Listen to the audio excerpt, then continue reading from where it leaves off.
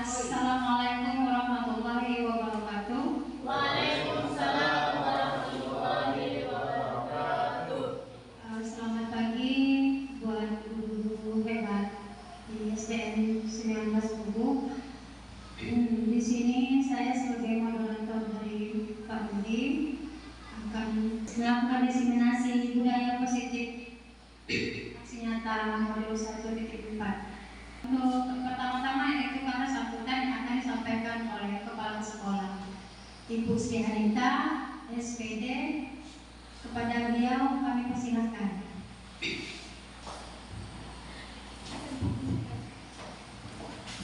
Assalamualaikum warahmatullahi wabarakatuh. Waalaikumsalam warahmatullahi wabarakatuh.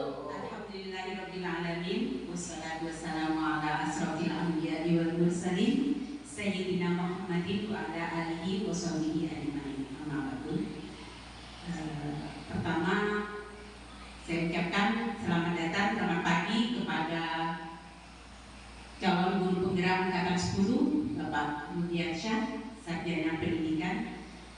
Kemudian yang saya hormati juga rekan-rekan guru hebat yang berada di sekolah SDN 19 Kubu. Pertama, mari kita panjatkan puji syukur kita kepada Allah Subhanahu wa Ta'ala, karena atas berkatnya kita dapat berkumpul di sekolah yang kita ini dalam rangka aksi nyata calon guru penggerak angkatan 10 Bapak Mudiansyah. Selanjutnya salawat serta salam semoga tetap tercurah kepada Nabi Muhammad SAW, Rasul pilihan. Semoga kita menjadi insan teladan sebagaimana yang telah beliau perintahkan.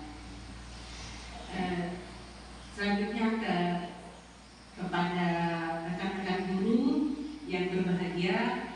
Pertama, saya ingin mengucapkan kepada calon guru penggerak semoga tetap selalu semangat dalam mengikuti kegiatan guru penggerak ini dari awal hingga akhir nanti. Semoga nantinya mendapatkan hasil yang sangat memuaskan.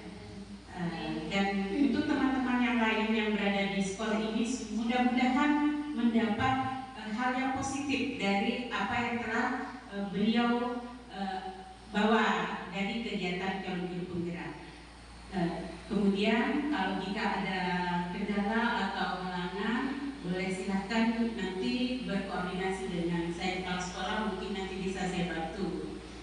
Selanjutnya mungkin demikian saja kata sambutan yang dapat saya sampaikan. Mohon maaf atas segala kekurangan. Assalamualaikum warahmatullahi wabarakatuh. Waalaikumsalam warahmatullahi wabarakatuh. Terima kasih kepada Kepala Sekolah SDN 19 yang telah memberikan kata sambutan kepada kami semua. Untuk selanjutnya yaitu dipersilakan kepada Pak Budi untuk menyampaikan materi tentang budaya positif di dalam modul 1.4. Pada Pak Budi, silakan. Terima kasih kepada Ibu Santi selaku moderator. Bismillahirrahmanirrahim. Makan nasi dengan sambal belacan.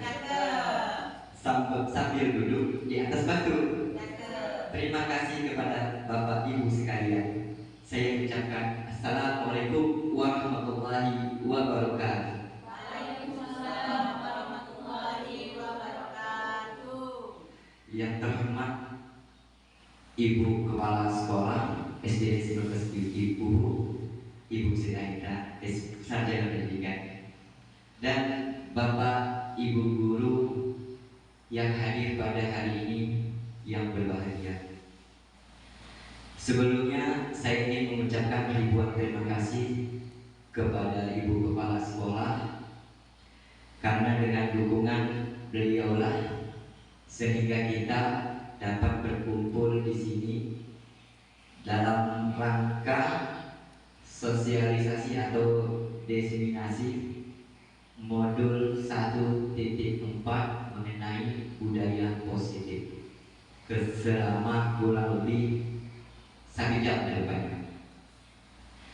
Dan saya juga berterima kasih kepada Bapak Ibu guru semuanya yang mana di tengah-tengah kesibukan dapat menyempatkan diri hadir memenuhi undangan saya khususnya di ruangan kelas 4 ini dalam rangka diseminasi modul 1.4 yaitu materi budaya positif. Baik, untuk pertama saya perkenalkan diri dulu. Perkenalkan, nama saya Rudiansah SPD SD, calon guru penggerak angkatan 10 SDN Negeri 19 Bubu, Kabupaten Bubu Raya.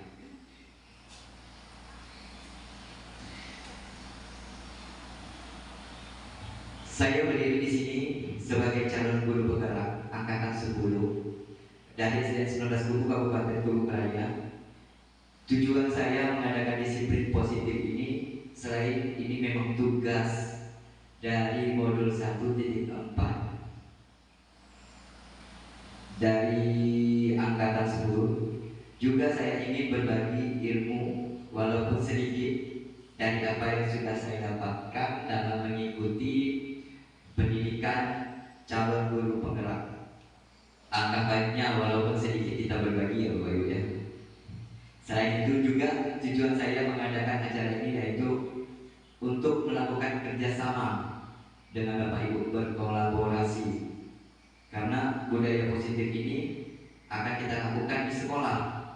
Apabila yang melakukannya hanya 1-2 orang saja, budaya positif tersebut tentu tidak akan berjalan dengan lancar. Jadi kita bersama-sama bekerja, sama-sama saling berkolaborasi untuk menciptakan budaya positif di sekolah kita.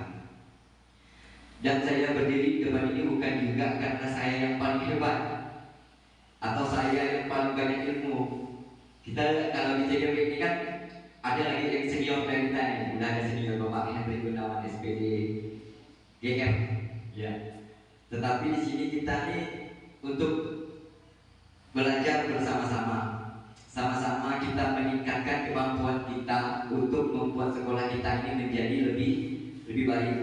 Jadi sama-sama kita sharing-sharing saja ya Bapak Ibu ya. Baik, untuk selanjutnya kita langsung saja ya masuk ke diseminasi modul 1.4 yaitu mengenai budaya positif. Apa sih latar belakang dari kita mengadakan ini? Yang pertama itu konsep ini dari budaya positif belum dipahami secara merata oleh seluruh warga sekolah, sehingga lingkungan sekolah yang positif bagi anak belum dapat tercipta dengan baik. Yang kedua yaitu berdasarkan belum meratanya pemahaman tersebut, maka perlu dilaksanakanlah sebuah aksi nyata dalam bentuk pengimbasan pemahaman agar segera terbangun budaya positif di lingkungan sekolah. Ya, selanjutnya yaitu tujuan.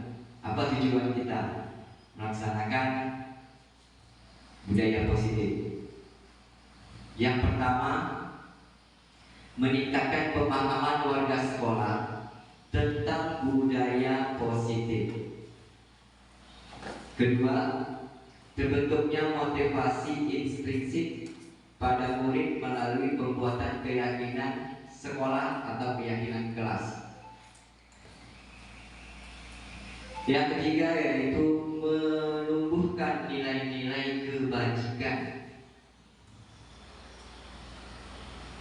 Guru dapat memposisikan dirinya sebagai control manager. Jadi nanti kita juga bahas mengenai masalah control manager ini. Ada 5 control manager.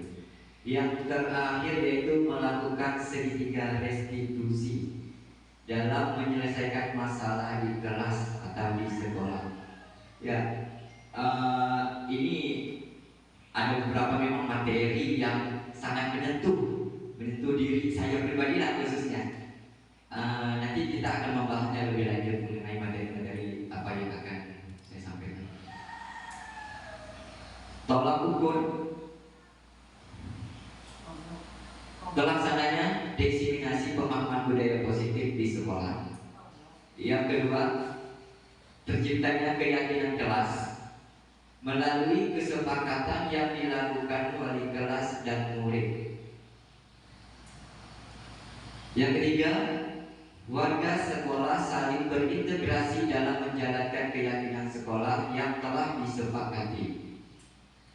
Yang keempat, segitiga restitusi menjadi alat utama dalam menyelesaikan persoalan kelas. Lini masa tindakan: berkoordinasi dengan kepala sekolah, melakukan designasi konsep budaya positif, berkoordinasi dengan wali kelas untuk membuat keyakinan kelas di kelas masing-masing. Dukungan yang diperlukan supaya budaya positif ini berjalan lancar memerlukan dukungan dari Bapak Ibu ya.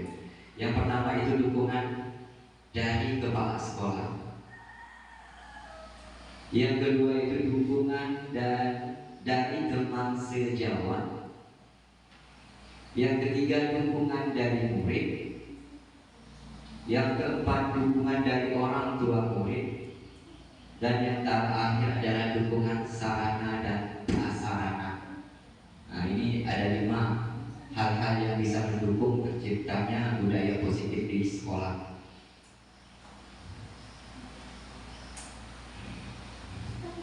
Nah, gambar sahabat Bapak Ibu. KHD Ki Hajar Dewanta. Oke, baik. Selanjutnya yaitu tujuan pendidikan menurut Ki Hajar Dewantara. Menurut KHD, tujuan pendidikan adalah menuntut segala kodrat yang ada pada anak-anak agar mereka dapat mencapai keselamatan dan kebahagiaan yang setinggi-tingginya, baik sebagai manusia maupun sebagai anggota masyarakat. Oleh sebab itu, pendidikan itu hanya dapat menuntut tumbuh atau hidupnya kekuatan kodrat yang ada pada anak-anak agar dapat memperbaiki lakunya, bukan dasarnya, hidup dan tumbuhnya kekuatan kodrat anak. Ya, seperti yang kita pernah lihat, menurut KHD itu ada tujuan pendidikan. Menurut KHD di sini ada kata menuntut, Bapak Ibu. Kalau apa menurut Bapak Ibu, menuntut itu apa maksudnya? Bagaimana? Menuntut anak itu maksudnya bagaimana? Menuntut sama dengan membimbing. Iya, membimbing. Ada lagi yang lain Bapak Ibu? Atau ya memberi arahan, membimbing, memberi arahan. Oke, itu menuntut. Kita lanjut. Budaya positif. Apa sih budaya positif itu? Ini Bapak Ibu. Budaya positif di sekolah yaitu nilai dan kebiasaan di sekolah yang berpihak pada murid agar mereka dapat berkembang menjadi pribadi yang kritis, penuh hormat, dan bertanggung jawab sesuai dengan profil pelajar Pancasila. Oke, kalau di sekolah kita sudahkah kita melaksanakan budaya positif, Bapak Ibu? Ya. Sudah. Seperti apa contohnya? Setiap pagi bersalaman sama orang tua. Iya, salaman, senyum, sapa, salam. Ya. Ada lagi Bu? Selain itu, Buang sampah pada tempatnya. membuang sampah pada tempatnya. Mungkin berbaris sebelum masuk di depan kelas ya Ibu ya. Selain itu, Berdoa sebelum belajar. iya, berdoa sebelum dan sesudah belajar. Banyak budaya positif. Ini harus kita pertahankan, bahkan dikembangkan. Kalau dapat budaya positif ini yang baris depan kelas, kemarin hanya kelas 4, kelima, mungkin nanti besok lusa Anda mempelajari budaya positif, semua kelas melakukan. Baik Bapak Ibu, sekarang kita masuk konsep utama budaya positif. Nah, jadi budaya positif ini mempunyai 7 konsep untuk bisa dilakukan di sekolah, yang terdiri dari yang pertama, perubahan paradigma belajar. Yang kedua, disiplin positif. Yang ketiga, kebutuhan dasar manusia. Yang keempat, memotivasi perilaku manusia. Yang kelima, restitusi posisi kontrol guru. Yang keenam, keyakinan kelas.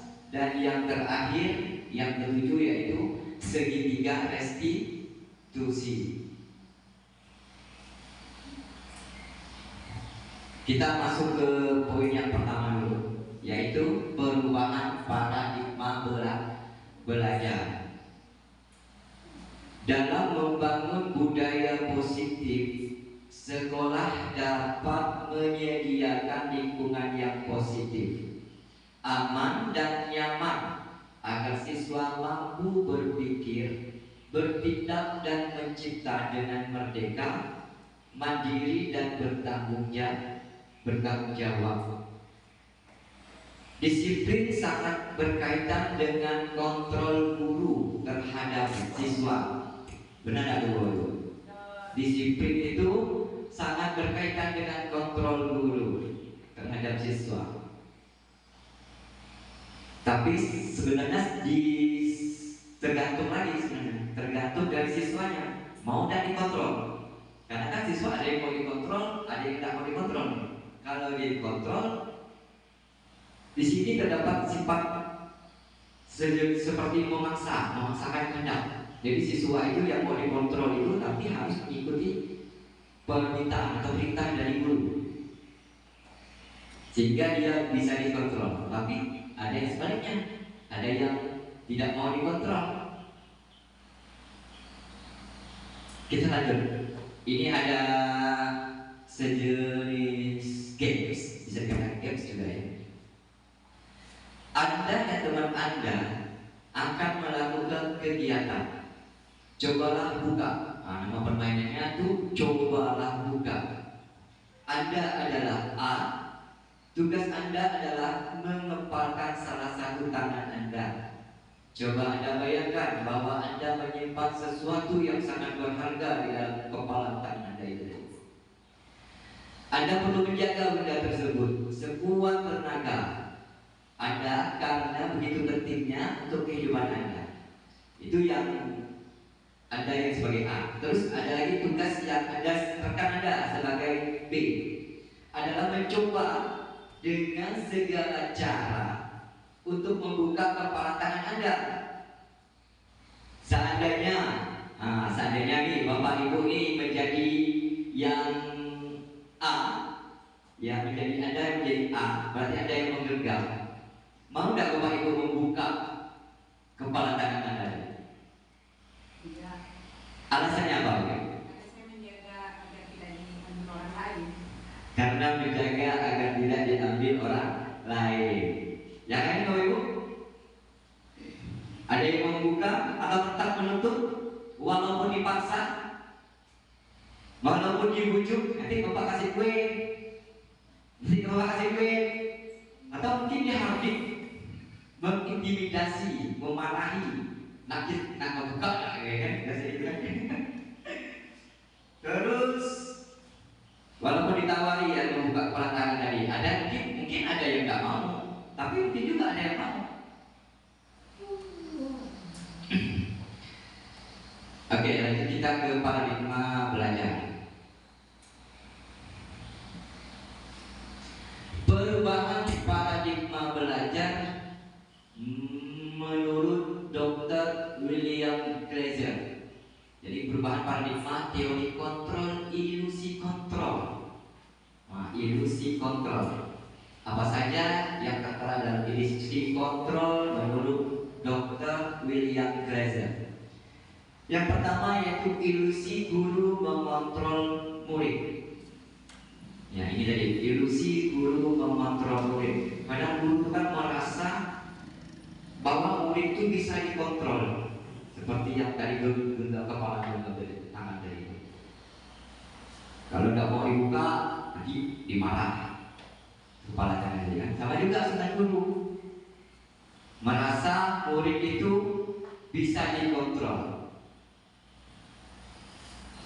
Tapi kan kembali lagi tadi, apakah muridnya mau dikontrol atau tidak?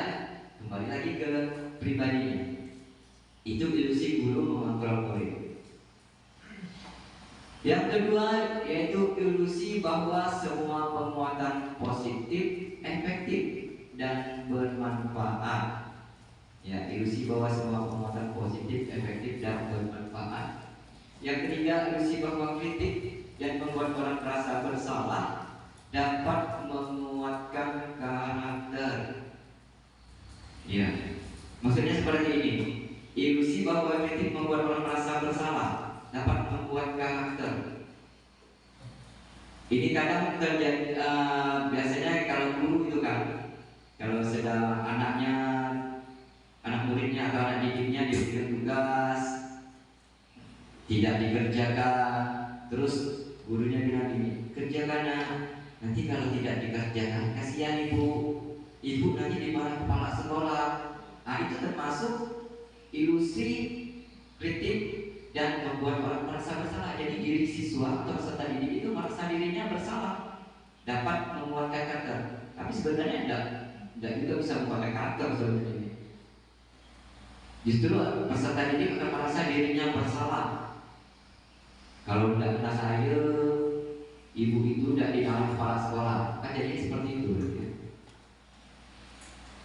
Terus ilusi bahwa orang dewasa memiliki hak untuk memaksa. Ya. Biasanya kan orang dewasa kita merasa lebih berkuasa kan dengan anak-anak. Jadi dia bebas memaksakan kehendak kepada anak-anak. Itu tadi perubahan paradigma belajar menurut Dr. William Blazer. Baik, selanjutnya kita masuk ke poin yang kedua. Tadi kan ada 7 poin kedua ya.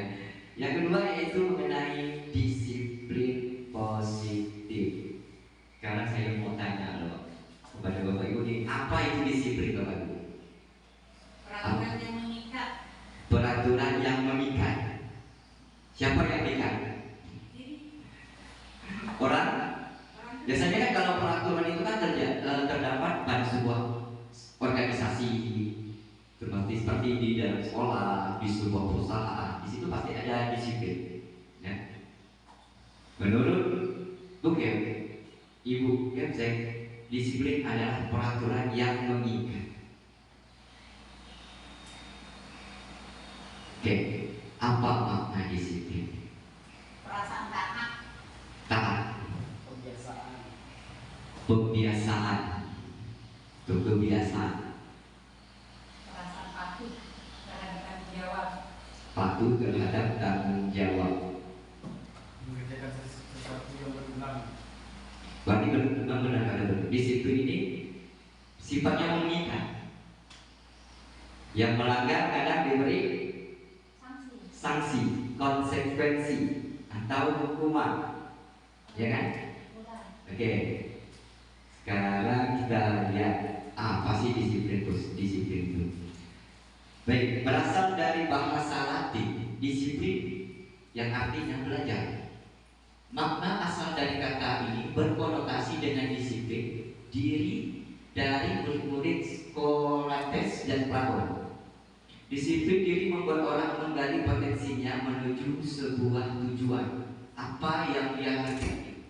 Namun dalam budaya kita makna kata disiplin telah berubah menjadi sesuatu yang dilakukan seseorang pada orang lain untuk mendapatkan kepatuhan.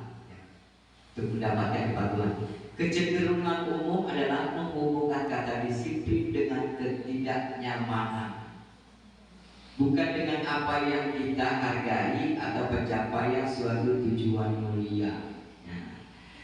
Yang menghubungkan kata disiplin dengan ketidaknyamanan. Biasanya nih ya, Bapak Ibu ya, contoh kita pergi ke rumah sakit yang mengharuskan, mewajibkan menggunakan masker. Nyaman tak pakai masker tuh? Kalau saya enggak sangat pas lemas.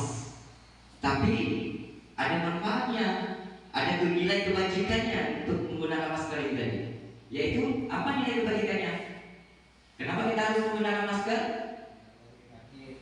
menghindari penyakit, menghindari debu, itu termasuk dalam menjaga kesehatan. Ya, menjaga kesehatan. Nilai kebajikannya yaitu menjaga kesehatan.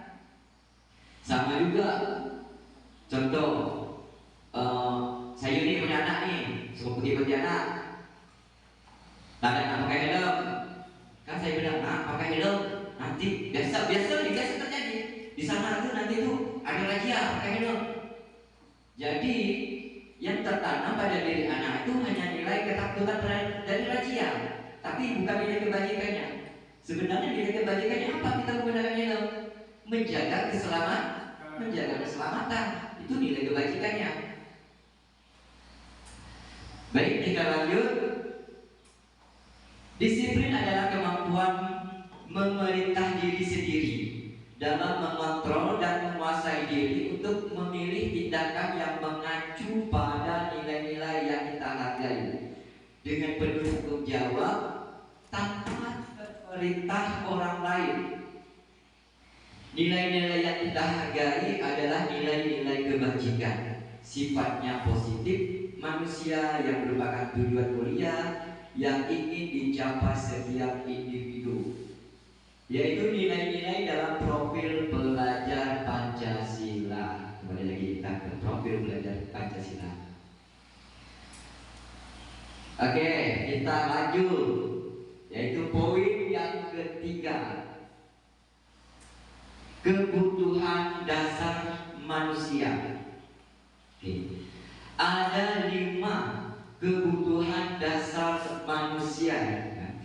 Yang pertama seperti yang kita lihat di dalam sebuah lingkaran ini, yaitu yang pertama survival, nilai survival. Terus cinta kasih atau merasa diterima. Yang ketiga yaitu penguasaan. Yang keempat yaitu kebebasan. Dan yang kelima yaitu kesenangan. Ini ada 5 kebutuhan dasar manusia. Jadi setiap manusia itu memiliki kebutuhan dasar. Kadang-kadang ya mereka berbagai cara untuk memenuhi kebutuhan dasar mereka tersebut. Bisa dengan menyakiti orang lain, dia mau memenuhi kebutuhan dasarnya. Contoh si Anto sering mengganggu temannya di dalam kelas sehingga temannya nangis, ya kan? Jadi kita sebagai guru nih tidak usah langsung marah pada si Anton tadi. Kita tanya, kita bertanya, kenapa sih melakukan itu? Ada apa alasannya? Dan kita langsung marah. Kita tanya, mungkin kebutuhan dasarnya belum terpenuhi. Jadi kita tanya dulu. Sekali kita tanya tadi kan macam-macam kan jawaban anak-anak itu. Ada apa? Kami sengaja lihat suku ya tengok dia nangis. Kebutuhan apa yang mau dipenuhi kalau begitu? Kesenangan. Karena mungkin dia merasa senang. Ya, realitas kebutuhan setiap orang itu berbeda-beda. Kita harus berusaha memahami pandangan orang lain tentang dunia. Setiap orang memiliki gambaran yang berbeda. Itu dari 5 kebutuhan dasar. Ini ada kasus. Contoh kasus, coba kita perhatikan sama-sama. Ibu Ria, guru kelas 6 di SD Permai, sedang bingung menghadapi ulah salah satu murid di kelas bernama Agus. Agus, ada yang nama Agus? Ya, ada yang nama Agus ya. Beberapa anak telah datang dan mengeluhkan Agus sering kali meminta bekal makan siang mereka dengan paksa. Jika Anda menghadapi situasi seperti Ibu Ria, apa yang akan Anda lakukan? Menurut Anda kira-kira apa alasan Agus melakukan hal itu? Oke, bagaimana Bapak Ibu? Seandainya Bapak Ibu menjadi Ibu Ria dapat murid seperti si Agus, apa yang akan Bapak Ibu guru lakukan? Ya, anak ini mengambil makanan temannya, ya, bekal makan siang mereka dengan paksa. Si Agus ini, jika Bapak Ibu menjadi ibu Ria, apa yang akan Bapak Ibu lakukan pada si Agus? Diinvestigasi, ya, ditanya dulu, dipanggil si Agusnya ke dalam ruangan, jangan di depan temannya, jangan di depan kawan-kawannya, ya, dipanggil di dalam ruangan, bicara face to face, tatap muka ya. Nah, melakukan segitiga restitusi. Bagus. Oke, ya itu tadi. Berarti menurut Anda kira-kira apa alasan Agus melakukan hal itu? Kenapa Agus melakukan itu, mengambil makanan temannya? Karena bisa jadi karena Agus lapar. Yang lain? Karena tak bawa bekal. Oh, bisa jadi benar. Mungkin orang tuanya lupa membuatkan bekal di rumah sehingga dia lapar, ambil makanan temannya. Bisa jadi. Oke, kita perhatikan. Ada 5 kemungkinan hal yang bisa terjadi. Kenapa hal itu dilakukan oleh si Agus? Yang pertama, Agus lapar dan orang tuanya tidak membawakan bekal makan siang. Ya, benar sekali. Jadi karena Agus lapar tadi sehingga dia melakukan hal itu. Hal ini masuk ke dalam hal yang 5 dasar tadi, 5 kebutuhan dasar manusia, yaitu survival. Perlakuan yang kedua, teman Agus jadi perhatikan Agus. Oh, kenapa Agus melakukan itu? Supaya temannya memperhatikan dia. Kasihan Agus, maknya tak bawa bekal, kan tak bawa bekal, tak jajan atau belum makan. Ini di dalam 5 kebutuhan dasar termasuk dalam love and belonging, yang artinya cinta dan kasih sayang. Bagi si Agus ini membutuhkan cinta dan kasih sayang. Jadi Bapak Ibu, kadang-kadang kalau anak-anak di rumah itu kan dengan orang tua manut-manut aja apa yang disuruh ikut, atau mungkin orang tuanya dua-duanya sibuk kerja sehingga anaknya kurang perhatian. Jadi anak tersebut mencari perhatian di luar. Bisa jadi dengan temannya, bisa jadi dengan gurunya. Contoh, anak yang minta perhatian dengan gurunya, kadang-kadang dia beli baju baru nih, baju baru atau sepatu baru gitu kan. Bapak minta nengok-nengok, ini kami pakai sepatu baru nih bapak. Maksudnya seperti itu. Jadi dia itu butuh pujian, kasih sayang dari orang lain. Yang ketiga, dia merasa hebat karena temannya jadi takut dan menuruti keinginannya.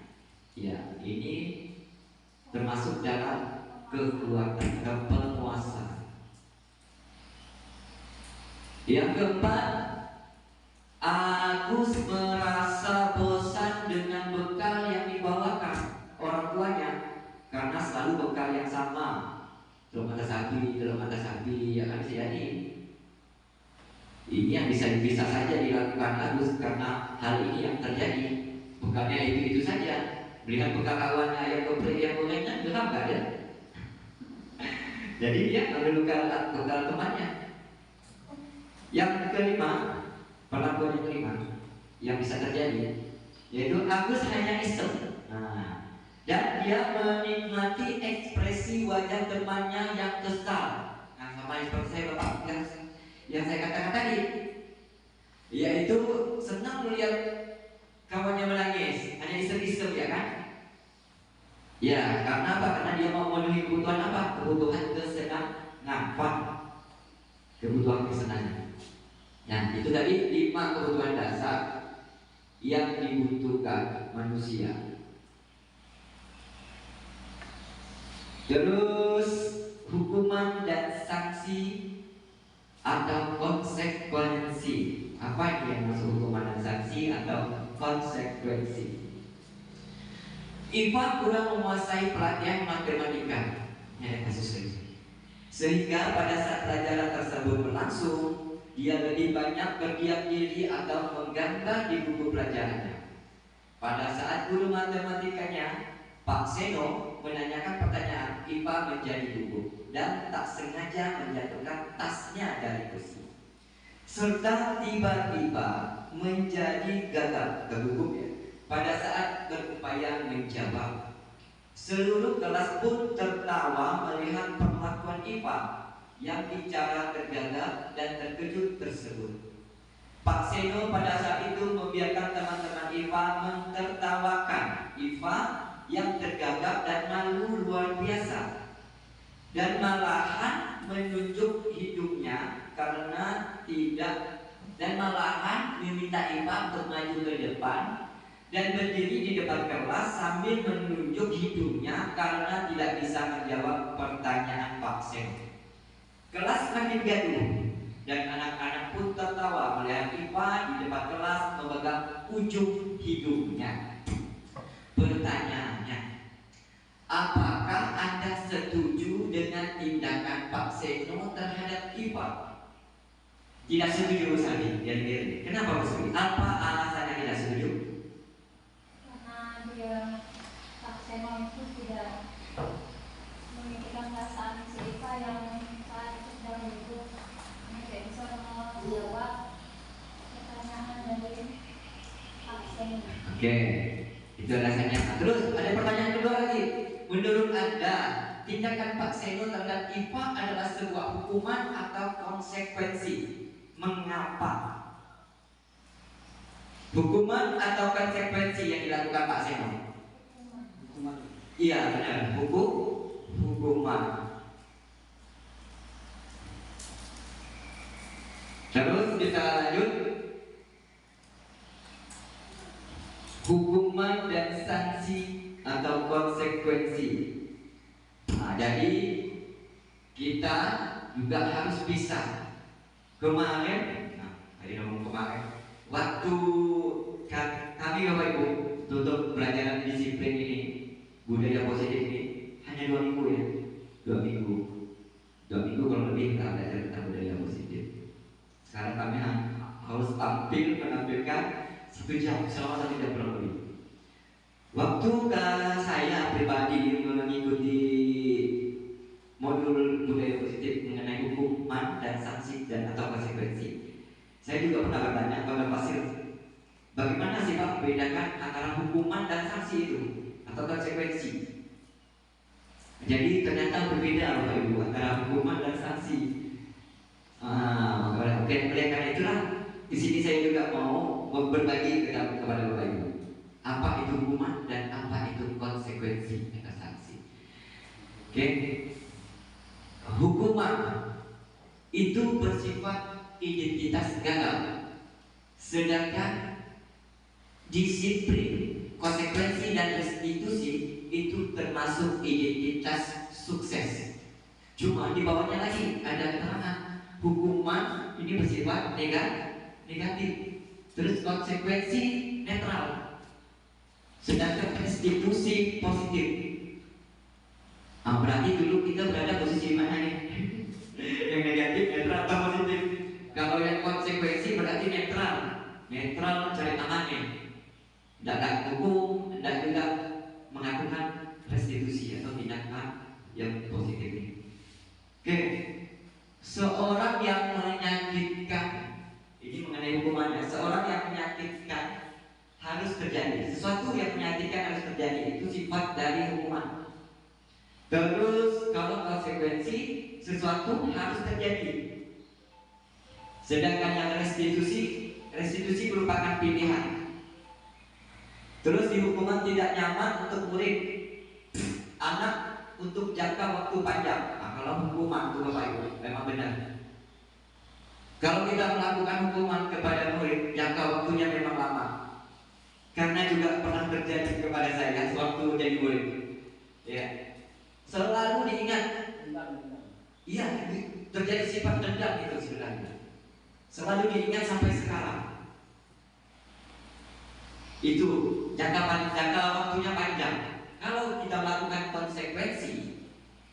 tidak nyaman untuk anak murid, tapi jangka waktunya pendek. Terus menguatkan, yang restitusi sifatnya menguatkan untuk murid dalam jangka waktu yang panjang. Itu dalam kita melakukan restitusi. Terus yang hukuman, korban mendapatkan keadilan. Yang konsekuensi korban bisa diabaikan. Yang restitusi korban mendapatkan ganti. Terus hukuman murid, anak akan tersakiti. Kalau konsekuensi murid atau anak dibuat tidak nyaman. Kalau yang restitusi, murid atau anak mendapatkan penguatan, ya. Murid atau anak mendapatkan penguatan. Terus perlakuan positif, pasif, agresif meningkat. Kalau hukuman, kadang-kadang kita kan memberi hukuman kepada anak kan, biar memberi efek jerak, ya kan. Tapi belum tentu, Bapak Ibu. Makin panas bisa jadi, bahkan bisa jadi diulang kesalahan yang sama. Penguatan hanya bertahan dalam jangka waktu pendek. Terus masalah terpecahkan. Kalau restitusi masalah terpecahkan. Kenapa? Karena mencari solusi. Yang mencari solusi siapa? Yang buat masalah sendiri, bukan kita sekali dulu. Tapi mereka, anak didik, murid itu sendiri yang mencari solusi dari masalah mereka. Kita sebagai guru tadi hanya menuntut. Ya, kembali menuntut belum ke hati. Oke, bisa lanjut saja. Itulah tadi perbedaan antara hukuman dan sanksi atau konsekuensi. Kita masuk ke poin yang keempat. Semua perilaku memiliki tujuan. Ya, semua perilaku memiliki tujuan. Benar ya Bapak Ibu? Semua perilaku memiliki tujuan. Benar.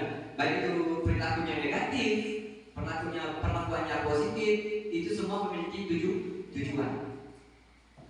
Teori motivasi perilaku manusia. Ya. Satu, untuk menghindari ketidaknyamanan atau hukuman apa yang akan terjadi apabila saya tidak melakukannya. Ini dari motivasi yang bersifat eksternal, dari luar diri. Terus yang kedua, untuk mendapatkan imbalan dari orang lain atau institusi, apa yang akan saya dapatkan apabila saya melakukannya. Ini juga termasuk motivasi eksternal dari luar.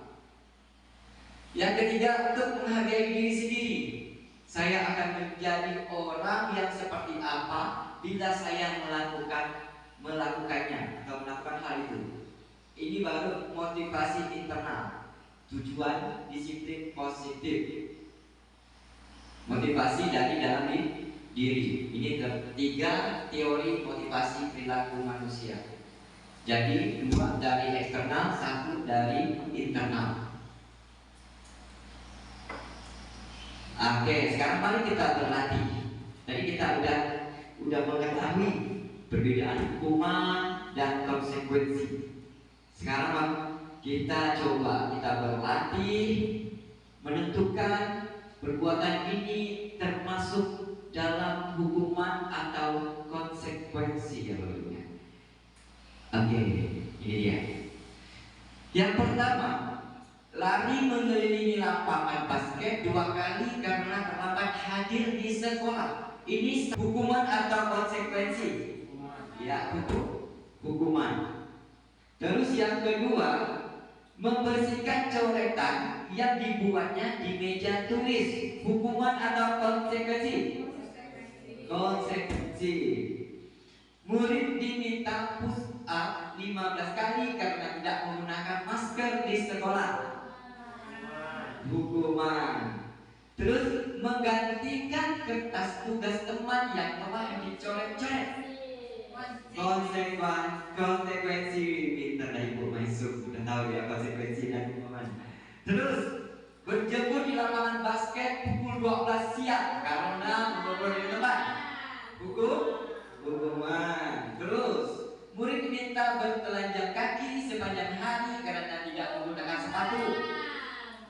Oke, hukuman. Hukuman sesuai dengan peraturan sekolah. Oke, berdiri di depan kelas sambil mengangkat kaki satu. tidak bisa menjawab pertanyaan. Sekarang kita cek apakah benar itu jawabannya hukuman atau konsekuensi. Oke, perhatikan. Ya, yang pertama yaitu hukuman. Terus membersihkan coretan termasuk konsekuensi. Kalau hukuman, untuk membedakan hukuman atau konsekuensi, kemarin saya juga pernah bertanya waktu di ruang kolaborasi. Hukuman itu terkadang tidak nyambung dengan kesalahan apa yang dibuat oleh anak. Contoh, anak terlambat datang ke sekolah, hukumannya disuruh keliling lapangan poni 5 kali, kan tidak nyambung Bapak Ibu.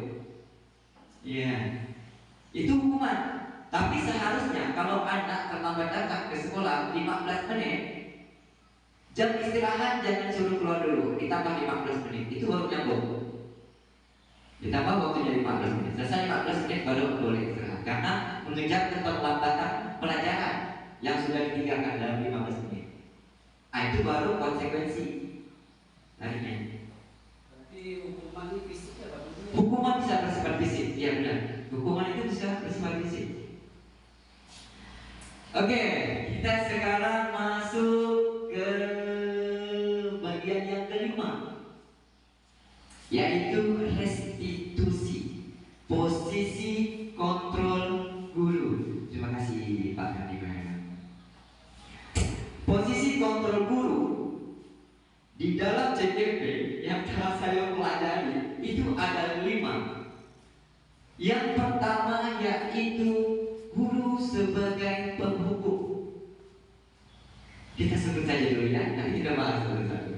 Yang kedua, pembuat merasa bersalah. Yang ketiga, teman. Yang keempat, sebagai pemantau. Guru sebagai pemantau. Dan yang terakhir, guru sebagai manajer. Nah, ini 5 posisi kontrol guru. Ternyata Bapak Ibu, selama ini posisi kontrol saya pribadi salah. Setelah mempelajari posisi kontrol guru ini yang ada 5, saya berada di posisi mana Bapak Ibu? Yang sering saya lakukan adalah menghukum teman.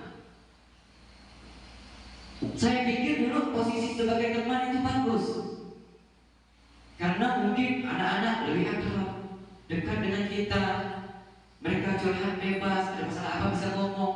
Oh tapi ternyata salah, ada sisi negatifnya juga.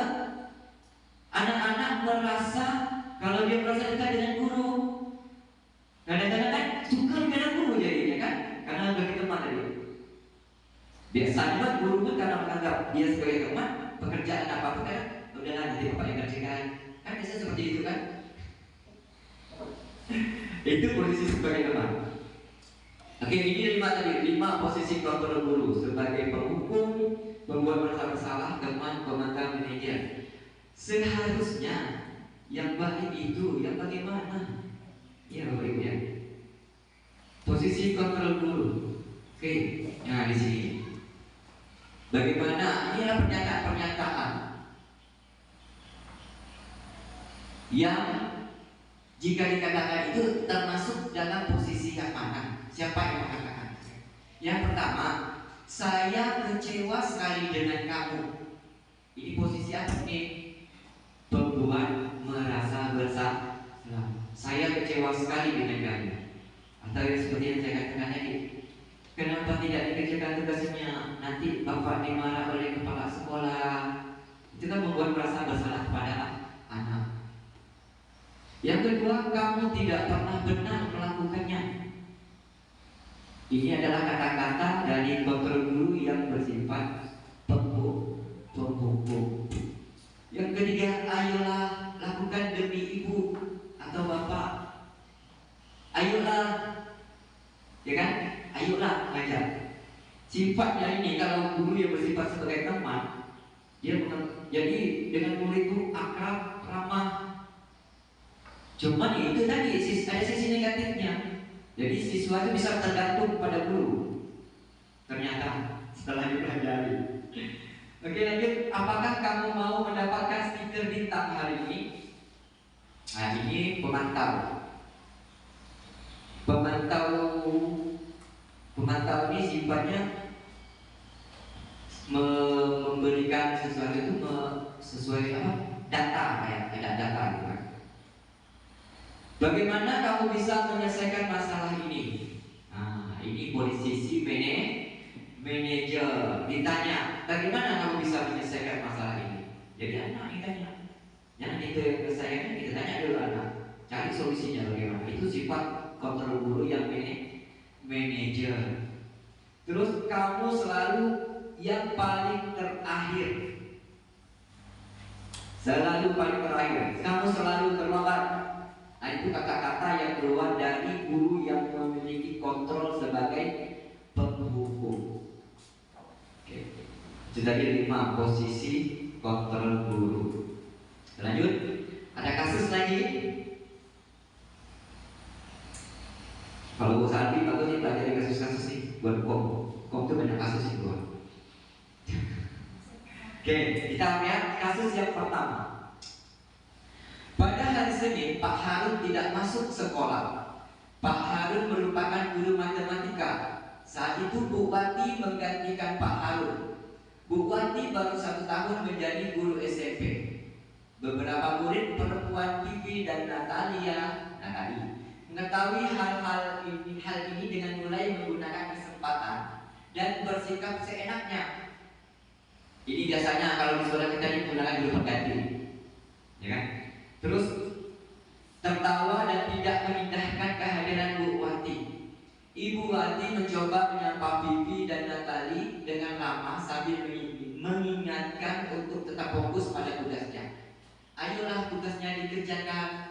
Nanti ibu ditegur bapak kepala sekolah kalau kalian tidak mengerjakan tugas. Kalau kalian tidak mengerjakan tugas, tolong bantu ibu ya. Namun Vivi dan Natali malah jadi tertawa. Ah, ibu santai aja bu. Mereka tidak mengerjakan tugas dan malah mengobrol. Nah, kontrol guru apa yang dilakukan oleh Ibu Wati sebagai teman. Jadi dari mana ibu bisa mengetahui kalau kontrol ini sebagai teman? Dari kata ayolah. Mana? Ayolah tugasnya dikerjakan. Nanti ibu ditegur ke bapak kepala sekolah. Atau ini lagi nih, tolong bantu ibu ya. Tolong bantu ibu ya. Juga termasuk sebagai teman. Ada juga membuat rasa bersalah. Iya, ada juga merasa. Ada yang tadi. Seorang guru bisa, benar kata Ibu Sagi, seorang guru itu bisa memposisikan dirinya menjadi 2 kontrol. Langsung sekaligus bisa membuat rasa bersalah, juga bisa sebagai hukum. Jadi bisa langsung 2 atau mungkin 3 malah. Kasus yang kedua, Anto dan Dino sedang bermain bersama di lapangan basket dan tiba-tiba terlibat dalam sebuah pertengkaran adu mulut. Dino pun menjadi emosi dan mengadakan kontak fisik, menarik kemeja Anto dengan kasar sampai 3 kancingnya lepas. Pada saat itu guru piket langsung melerai mereka dan membawa mereka ke ruang kepala sekolah. Ibu Suti selaku kepala sekolah berupaya menenangkan keduanya, terutama Dino. Dino sepertinya kamu saat ini sedang marah sekali. Mendengar itu Dino pun mengalir bercerita tentang kekesalan hatinya. Ibu Suti pun melanjutkan bahwa membuat kesalahan adalah hal yang manusiawi dan bahkan mempertahankan diri adalah hal yang penting. Namun meminta Dino memikirkan cara lain yang mungkin lebih efektif karena saat ini Dino berada di ruang kepala sekolah. Ibu Suti melanjutkan pertanyaan tentang keyakinan sekolah yang disepakati serta apakah Dino bersedia memperbaiki kesalahan yang telah dilakukan terhadap Anto. Dino pun akhirnya perlahan mengaku. Kemudian Ibu Suti balik bertanya kepada Anto, hal apa yang bisa dilakukan Dino untuk memperbaiki masalahnya?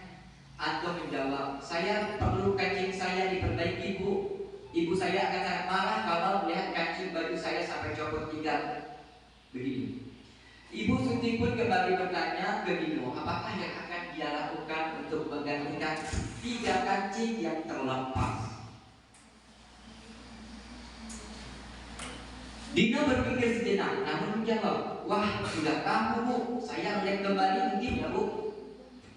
Ibu Suti berpikir sebentar dan menanggapi, kalau dilem akan mudah terlepas kembali Dino. Bagaimana kalau kamu menjahitnya saja? Bersediakah kamu? Dino tampak ragu-ragu dan menanggapi, menjahit? Mana saya tahu bagaimana menjahit Bu. Ibu Suti meneruskan, apakah kamu bersedia belajar menjahit? Dino berpikir sejenak, memandang ke meja Anto dan menanggapi, yang mengajari saya siapa Bu? Dengan cepat Ibu Suti menjawab, Pak Irfan, guru tata busana. Dino kembali diam sejenak, memandang ke meja Anto yang tanpa kancing. Akhirnya Dino mengangguk, tanda menyetujui, dan sepanjang siang itu Dino belajar menjahit memperbaiki kemeja Anto. Terakhir kali terlihat kedua anak laki-laki tersebut, Dino dan Anto, pada jam pulang sekolah, mereka sudah bercengkrama dan bersedar gurau kembali.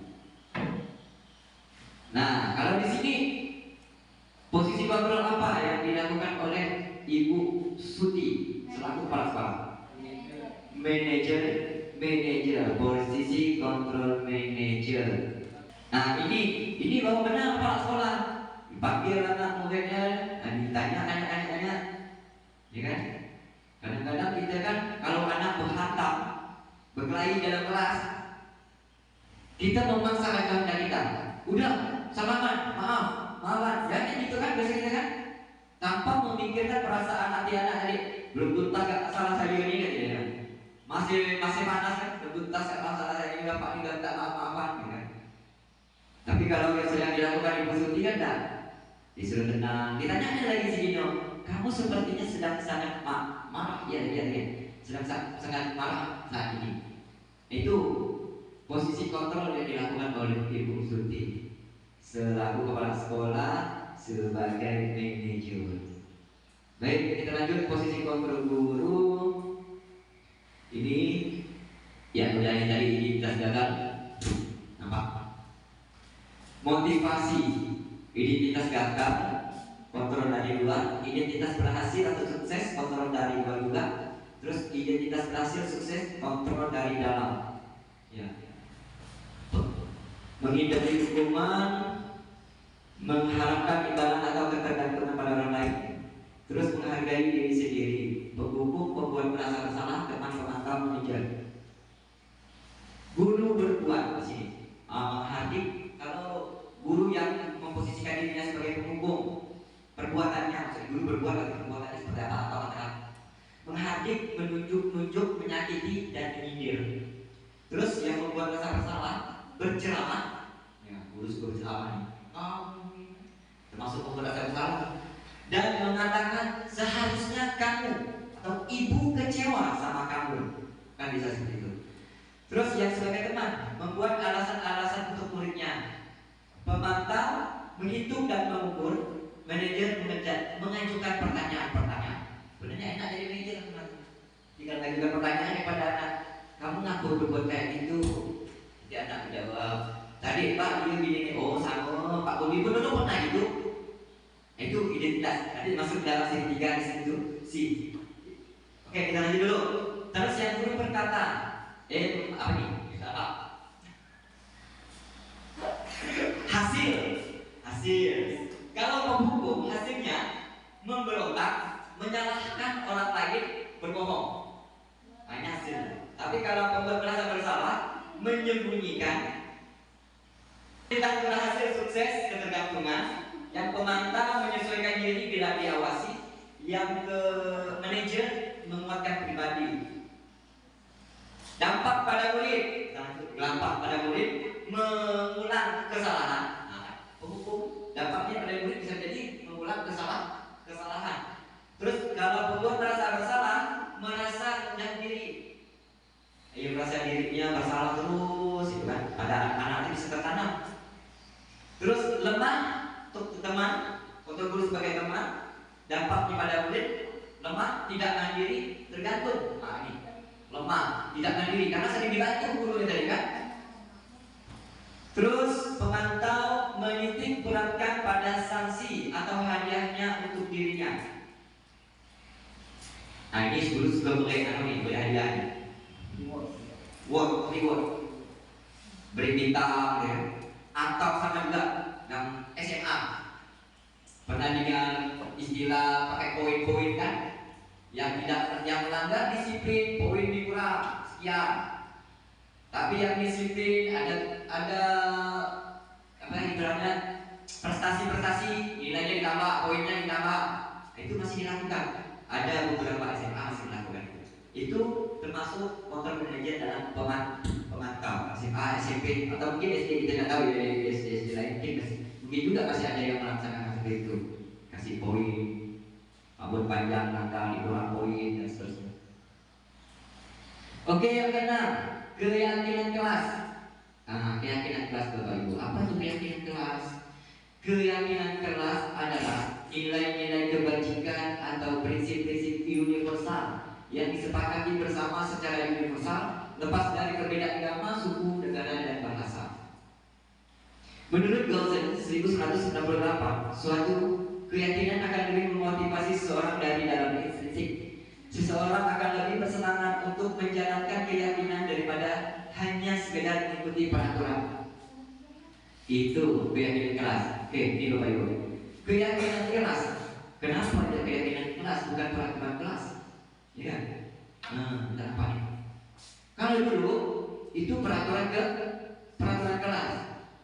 meluas, melebar menjadi keyakinan kelas. Setelah buat peraturan kelas, bisa kita lakukan di kelas itu dengan cara anak suruh dulu buat peraturan kelas. Apa salah apa? Setelah buat peraturan kelas, anak buat peraturan kelas, baru kita ajukan keyakinan kelas. Kalian meyakini kan?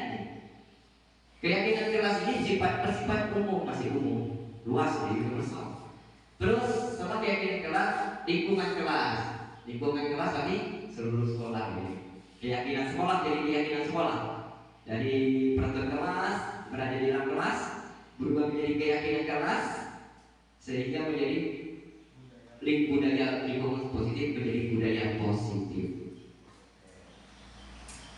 Oke, ini peraturan dan keyakinan. Selalu kembalikan ke tempatnya. Keyakinan kelasnya tanggung jawab. Dilarang mengganggu orang lain. Itu peraturan.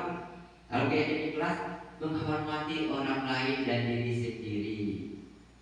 Terus hadir di sekolah 15 menit sebelum pembelajaran dimulai. Juga termasuk menghormati orang lain, komitmen pada tujuan atau berkomitmen. Dilarang melakukan kekerasan. Kalau di keyakinan kelas, keselamatan, menghormati termasuk juga menghormati orang lain, melakukan kekerasan. Peraturan itu tidak kekerasan, tapi di keyakinan kelas menghormati orang lain. Terus dilarang menggunakan narkoba, kesehatan. Kenapa saya nilai kebajikannya itu kesehatan? Bergantian atau menunggu giliran, menghormati orang lain dan kesabaran di keyakinan kelas. Gunakan masker, kesehatan, keselamatan. Jangan berlari di kelas atau di koridor. Keselamatan, keamanan itu kata-kata yang bisa digunakan untuk membuat keyakinan kelas. Nah Bapak Ibu, kalau benar-benar mau kita laksanakan ini, kita kolaborasi, kita buat sama-sama. Tapi caranya, itu tadi, tidak hanya 1-2 orang guru, tapi harus semua. Kalau tidak semua, mana bisa tercipta budaya positif di sekolah kita. Kalau mau sekolah kita lebih baik lagi. Oke Bapak Ibu, sekarang kita masuk ke segitiga restitusi. BDW aku udah sejak ini lepas, tapi materi belum saya sedikit lagi. Oke, segitiga restitusi.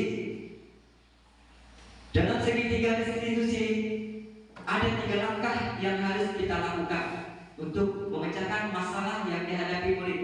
Yang pertama yaitu menstabilkan identitas. Kita stabilkan dulu identitas murid dalam yang sudah melakukan masalah ini, dipanggil kedua, lalu kita tanya.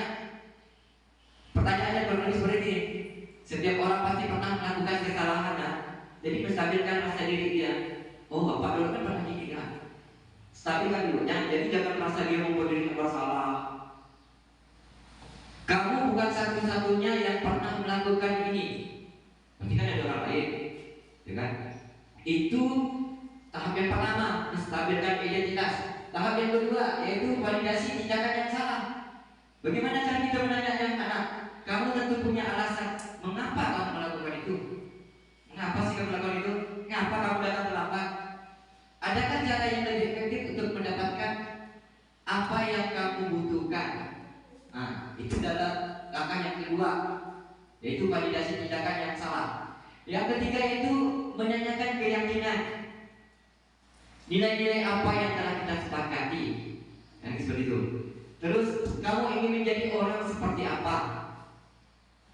Atau pertanyaan seperti ini, apakah kamu sudah melanggar keyakinan keras kita? Kan bisa jadi juga. Apakah kamu sudah melanggar keyakinan keras kita? Itu poin segitiga yang restitusi yang ketiga, yaitu menanyakan keyakinan. Kita lanjut. Tahapan segitiga restitusi yang tadi sudah saya jelaskan, yaitu menstabilkan identitas. Berbuat salah itu tidak apa-apa. Ini kata-kata yang bisa kita lontarkan kepada anak ketika anak berbuat kesalahan. Yang pertama, berbuat salah tidak apa-apa. Yang kedua, tidak ada manusia yang sempurna. Saya juga pernah melakukan kesalahan seperti itu. Kita bisa menyelesaikan ini. Bapak Ibu tidak tertarik mencari siapa yang salah, tapi Bapak Ibu hanya ingin mencarikan solusi dari permasalahan ini. Terus kamu berhak merasa begitu. Itu tindakan validasi yang ketiga. Segitiga restitusi yang pertama. Terus yang kedua, validasi tindakan yang salah. Dipertanyakan kurang lebih seperti ini. Kamu pasti punya alasan mengapa melakukan hal itu. Ditanya dulu anaknya alasannya. Kenapa datang terlambat? Kenapa makan dalam kelas? Kenapa ribut di kelas? Atau mungkin tanya anak gue yang suka dalam ribut di kelas kan? Kenapa ribut di kelas? Mungkin mereka jenuh, pengen bermain dalam kelas. Boleh eksplisit. Bapak, Ibu kan mungkin jenuh dalam kelas. Mau eksplisit bukan? Kita eksplisit sebentar. Oke, kita eksplisit sebentar ya. Kalau peraturannya, kalau saya bilang pagi, tepuk tangan satu kali. Kalau saya bilang siang, tepuk tangan 2 kali. Kalau saya bilang malam, tidak tepuk tangan. Malam tak boleh berisik, jadi jangan ribut. Oke, siap? Fokus. Pagi, malam. Kurang fokus. Oke, kita lanjut. Mendukung tuh, tidak bisa dukung. Jadi yang kedua, validasi tindakan yang salah. Ini pertanyaannya berarti seperti ini. Kamu pasti punya alasan mengapa melakukan hal itu. Yang kedua, kamu patut bangga pada dirimu sendiri karena kamu telah melindungi sesuatu yang penting buatmu. Itu segitiga restitusi yang kedua. Poin kedua. Yang ketiga, menanyakan keyakinan. Ini dia menanyakan keyakinan. Apa yang kita percaya sebagai kelas atau keluarga? Terus nilai-nilai umum apa yang telah kita sepakati? Apakah yang kita berada kelas yang ideal? Terus kamu mau jadi orang seperti apa? Nah, itu menanyakan keyakinan kelas. Di sini ada video waktu saya melakukan restitusi, segitiga restitusi.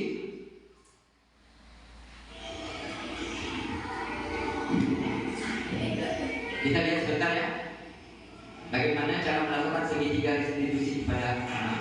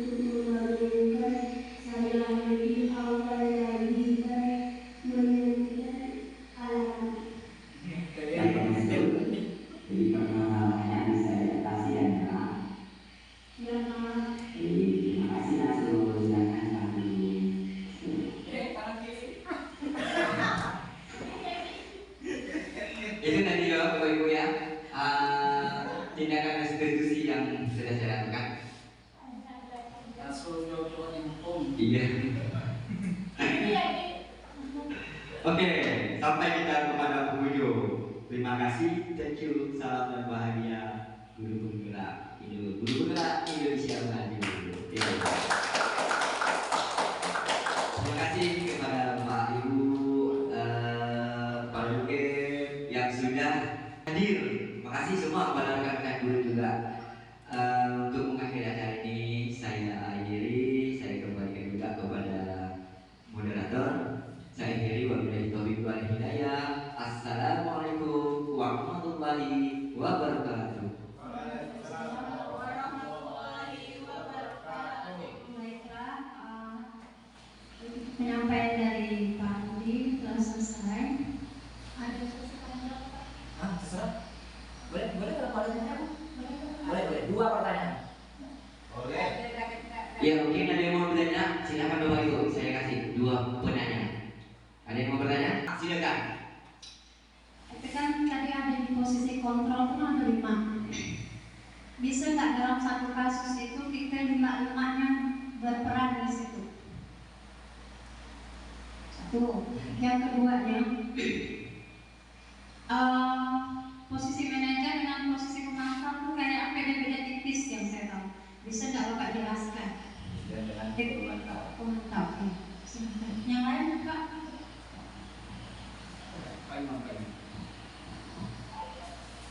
Ini menanyakan tadi materi yang dari mahasiswa untuk membuat keyakinan di kelas itu, contoh yang sangat efektif itu seperti apa Pak yang harus diterapkan?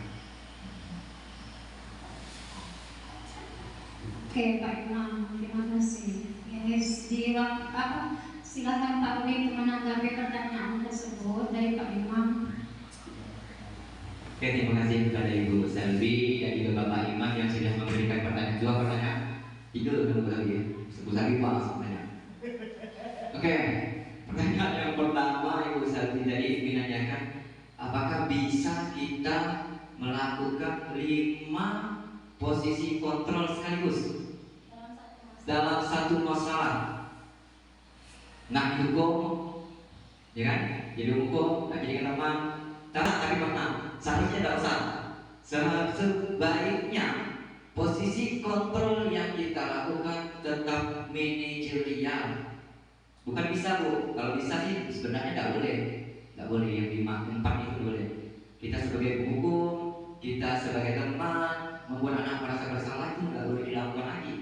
Setelah kita melakukan, menurut saya setelah saya mengikuti CGP Angkatan 10 ini, pendidikan ini, termasuk memantau itu kan langsung berbeda memantau dengan itu manajer. Memantau itu memposisikan atau mengatasi masalah itu dengan data-data yang dimiliki, itu memantau.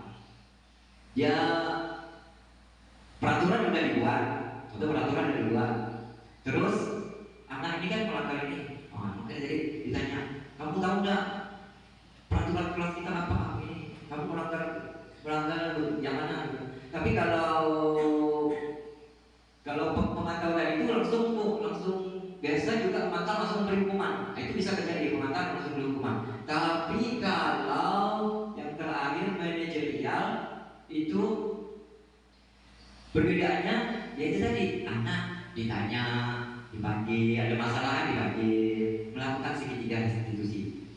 Posisi kontrol manajerial penanganan masalahnya dengan segitiga restitusi. Untuk Bapak Imam, pertanyaannya bagaimana cara menyusun keyakinan kelas yang efektif dan efisien? Menyusun keyakinan kelas sangat efektif Pak Imam. Kenapa? Minimal hanya 5 keyakinan kelas yang dibuat di dalam kelas. Maksimal bukan 5, maksimal. Tidak boleh banyak-banyak keyakinan kelas di dalam kelas. Hanya ada 6, bisa jadi 7 lah, boleh lah. Tapi tidak boleh sampai 10, banyak-banyak tidak usah. Cukup 4, 5, cukup. Terus keyakinan kelas itu dibuat bersama murid. Kita tanya murid, keyakinan kelasnya kita buat bersama murid. Murid yang nulis baru kita tulis papan tulis nanti. Itu keyakinan kelas. Atau itu tadi seperti yang saya bilang tadi, agar lebih pahamnya nanti setelah ini kita berkolaborasi bersama teman sejawat. Di sini juga ada senior kita Bapak Hendri Gunawan, itu udah pacak sekali mengenai masalah keyakinan keras. Kita buat sama-sama dari kelas 1 sampai kelas 5, kelas 6 kita buat sama-sama keyakinan keras. Kita mulai di tahun ajaran baru. Bagaimana Bapak Ibu? Setuju? Cuma syaratnya itu tadi, kita mau budaya positif, kita mau menanamkan budaya positif, keyakinan keras. Jangan kita yang melangkau lah keyakinan keras. Kita sepakati sama.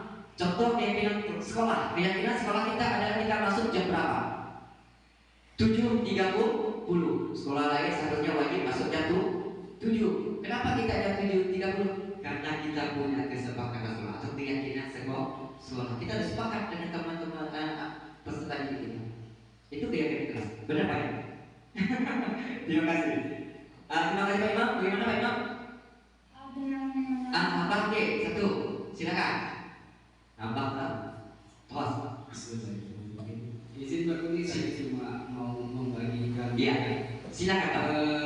yang sudah saya lakukan di kelas 6 pada saat saya mengikuti CGP sama seperti Salvi dan Pak Kuni tentang keyakinan kelas. Jadi keyakinan kelas ini kan budaya positif. Jadi kata-katanya itu harus yang positif. Kalau dulu kan kita kan masih terjebak pada aturan ya. Contohnya dilarang membuang sampah pada tempatnya. Padahal itu bisa kita ubah menjadi kalimat atau kebijakan universal yang positif. Contohnya buanglah sampah pada tempatnya. Kemudian ada juga lagi dilarang berbicara di kelas. Bisa kita ubah menjadi kalimat keyakinan kelas yang positif, yaitu saling menghargai antar sesama teman di kelas. Ya, segitu. Kemudian praktek baik yang telah saya lakukan juga pada saat di kelas 6 dulu, kami sudah memiliki keyakinan kelas baru. Itu ada saya tempel di dinding. Nah, itu saya observasi dulu kesalahan-kesalahan apa yang sering dilakukan oleh anak di kelas 6 itu. Jadi saya bilang itu, coba kalian sebutkan apa kesalahan kalian yang pernah kalian lakukan di kelas. Contohnya makan dalam kelas Pak, kata dulu makan dalam kelas. Di situ buang sampah. Kan biasa kan kalau anak-anak kita di sini kan buang sampahnya sembarangan. Kemudian di dalam kelas itu biasa udah ketemu tuh dari observasi itu salah itu baru kita ubah menjadi kalimat yang positif sesuai dengan keyakinan kelas, yaitu berpacu pada kebijakan universal. Kata-kata kalimat-kalimat yang positif, jadi tidak ada lagi dilarang, jangan, tidak ada lagi dalam keyakinan kelas. Mungkin itu saja yang dapat saya katakan. Kalau ini tadi jawaban sudah bagus sekali. Cuma saya sedikit ya. Terima kasih. Saya kembalikan kepada moderator. Terima kasih kepada teman-teman yang lain, rekan guru. Dalam hal ini saya sebagai moderator mungkin ada kata-kata yang salah, saya mohon maaf. Saya akhiri, wabillahi taufiq wal hidayah.